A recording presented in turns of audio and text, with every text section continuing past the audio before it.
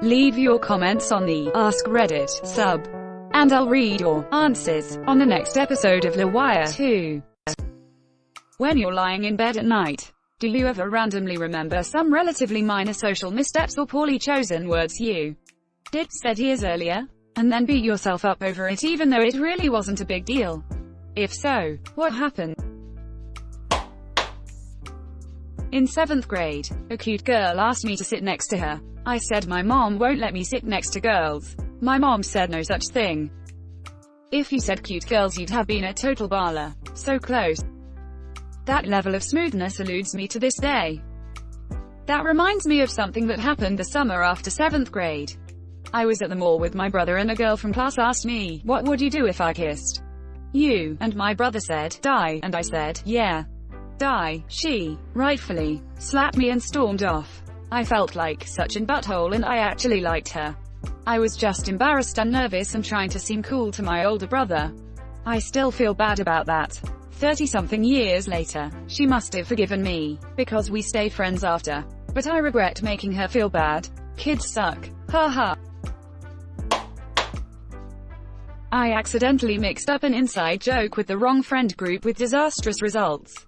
Friend group number 1. The joke was when someone calls and asks who's all there, we would add Daryl to the list of names. Daryl wasn't a real person. The joke wasn't really funny, and made no sense out of context. But I guess that's why it was an inside joke. Friend group number 2. I was hanging out playing some drinking games with a bunch of people that I hadn't hung out with in a while. It was a kind of get-together to remember a friend that they had who had recently died in a car accident. I didn't know him that well, but I was always down to party. Anyway, the phone rings, and the person who answered started listing off names. Sorting my cards for another round of presidents and buttholes, I offhandedly said, "Hey, and Daryl." Quote, it was the typical record scratch moment where everyone stopped and looked at me. Daryl was the name of the friend who had just died. This happened in 2002, and I still think about it all the time. Yeah, this one is probably the worst I've heard. Oh man, I have a mixed up inside joke scenario. It wasn't me, it was my neighbor. My neighbor is morbidly obese and my mom is Korean, and they joke with each other about it. My neighbor makes racist comments to my mom. She makes fun of my neighbor's weight. It's just part of their friendship. They often did it in public too. But it was always obvious when they were standing next to each other that it was inside joke.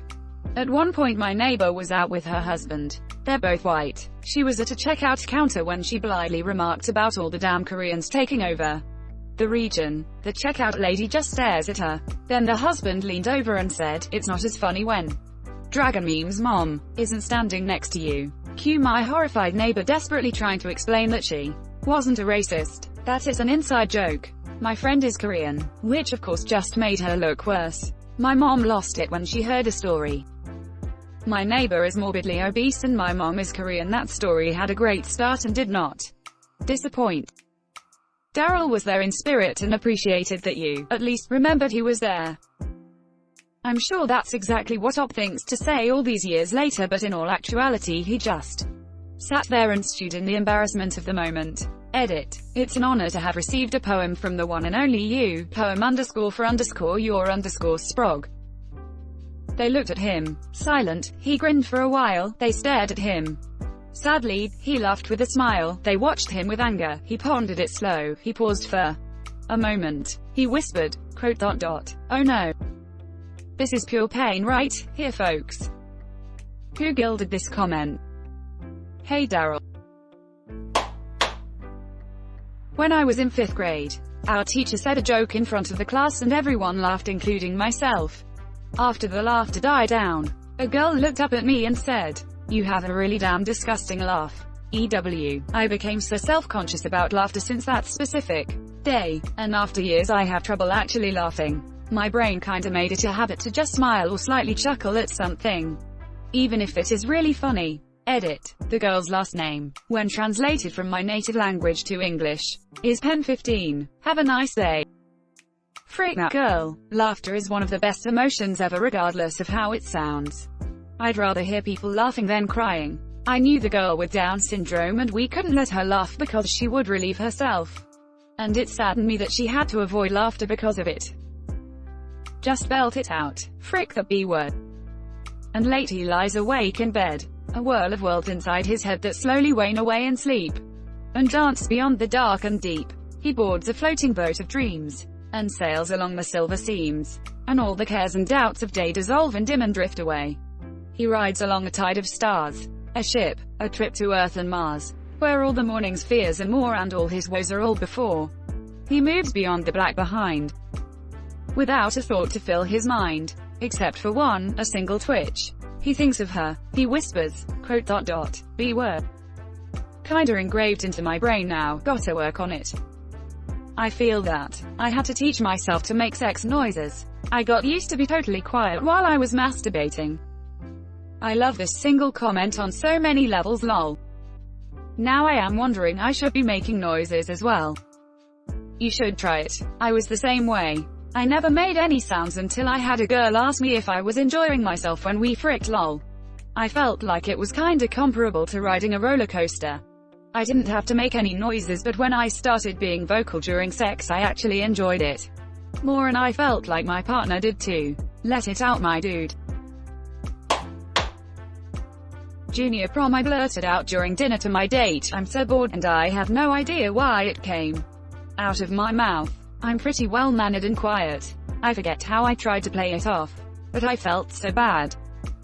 I was sitting in a small group of friends in school, and my crush, literally the love of my life at that point, admitted she liked me. It was the happiest moment of my entire life. So naturally I said EW, in front of everyone. This was second grade and I still think about it weekly. My friend in second grade made fun of me for liking a girl.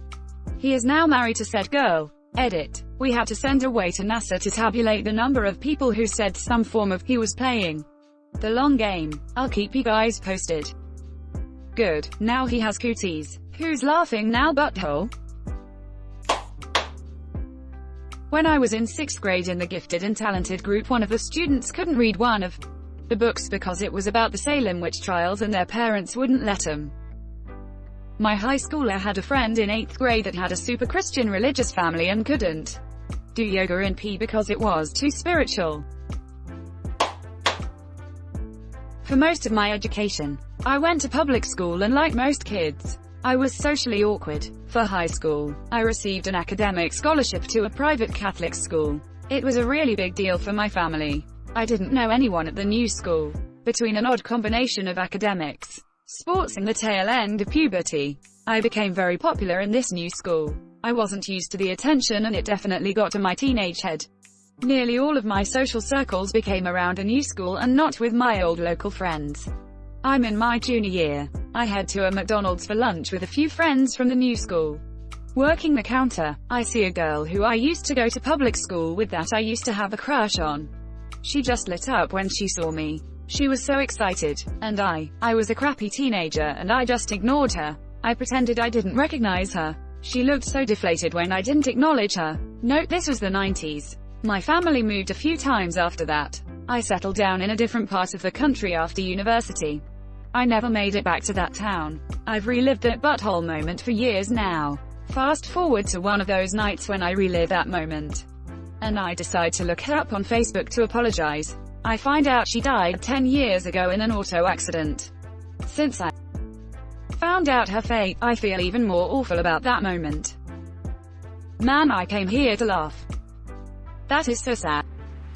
For whatever it's worth, I think it says a lot about you that you at least tried to apologize for it years later.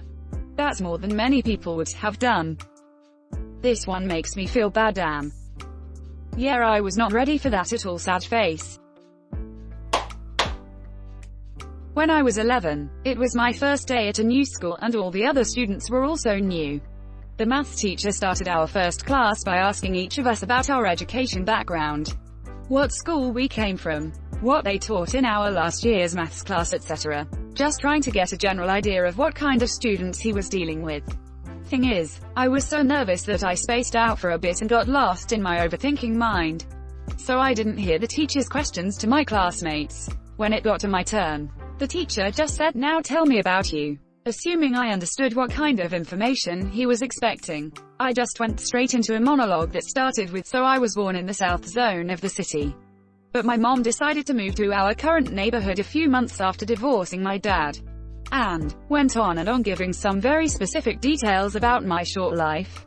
Everyone had a really confused look on their faces, and as soon as I realized the teacher was also completely lost, I stopped talking and went instantly red. The teacher then said, "That's all really great, but I was only interested in what happened last year, not the last 10, and everyone started laughing. Next day nobody remembered it anymore, but 12 years later it still comes to mind in pretty random moments. Edit, a typo.